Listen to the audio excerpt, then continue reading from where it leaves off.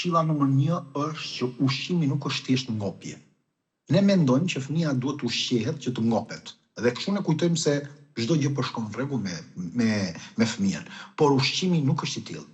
Vitet e para të jetës forcohet gjithë elementet bazë, qoftë në aspektin fiziologjik, qoftë në aspektin metabolik, qoftë në aspektin edhe në aspektin të mikrobiomës, që është baza kryesore.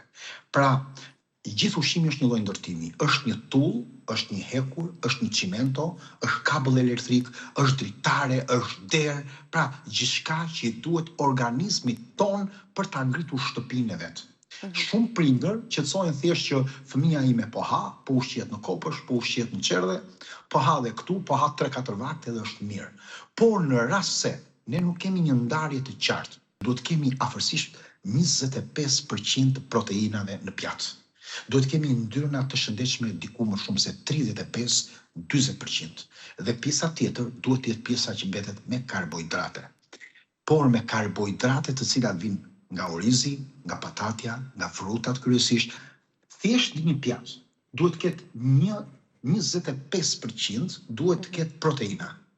Duhet të ketë afërsisht 20% pjesë të karbohidrateve dhe pjesa tjetër pak më shumë se gjysma duhet të jenë perime dhe fruta dhe arore. Pra më shumë se gjysma, po themi diku 60%.